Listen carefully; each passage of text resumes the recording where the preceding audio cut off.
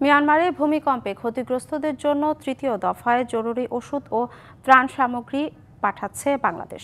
১২০ ton চিকিৎসা ও প্রয়োজনীয় সামগ্রী নিয়ে মিয়ানমারের উদ্দেশ্যে সকালে চট্টগ্রাম বন্দর ত্যাগ করার কথা রয়েছে নৌবাহিনীর। প্রধান উপদেষ্টার নির্দেশনা ও সশস্ত্র বাহিনী বিভাগের পৃষ্ঠপোষকতায় নৌবাহিনী মিয়ানমারে এ ত্রাণ সহায়তা পৌঁছে দিচ্ছে। ১১ এপ্রিল মিয়ানমারের ইয়াঙ্গুন বন্দরে জাহাজটি পৌঁছানোর পর সে দেশে সরকারের প্রতিনিধি দলের কাছে ত্রাণ সামগ্রী হস্তান্তর করা হবে। ত্রাণ সামগ্রীর মধ্যে রয়েছে শুকনা খাবার, বিশুদ্ধ পানি, হাইজিন কিট, প্রয়োজনীয় ঔষধ সামগ্রী ও তাঁবু।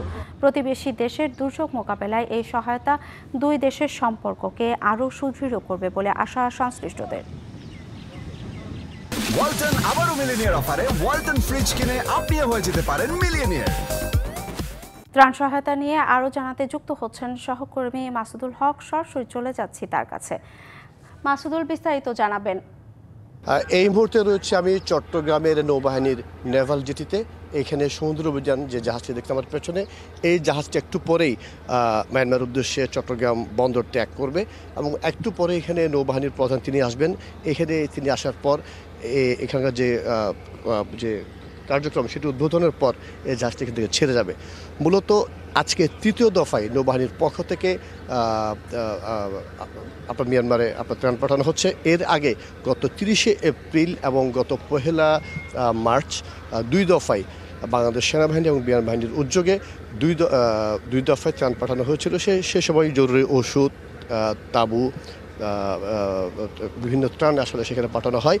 মূলত আপনারা জানেন গত 28শে মার্চ মিয়ানমারে যে 7.7 শক্তিশালী ভূমিকম্প হয়, সেই ভূমিকম্পের পর মিয়ানমারে কিন্তু মানবিক বিপর্যয় ঘটে। সেখানে স্কুল, কলেজ, হাসপাতাল ভেঙে যায় এবং সেই সময় কিন্তু বাংলাদেশ সরকারের পক্ষ থেকে এই দুই দফায় কিন্তু ত্রাণ পাঠানো হয় এবং আজকে যে সহ হচ্ছে আপনার আজকের সহ এটা পাঠানোর পর এখানে যারা আপনারা রয়েছেন তারা মনে করছেন এই ত্রাণ সহায়তার মধ্য দিয়ে উভয় দেশের মধ্যে যে সম্পর্ক সেটি আরও সুদৃঢ় হবে।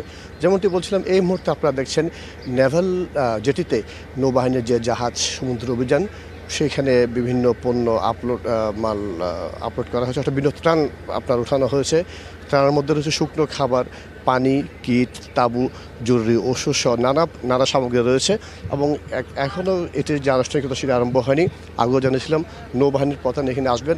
আসার পর এখানে যে আনুষ্ঠানিকতা সেটি শেষ হওয়ার পর জাহাজটি চট্টগ্রাম বন্দর থেকে মিয়ানমার উদ্দেশ্যে চলে যাবে।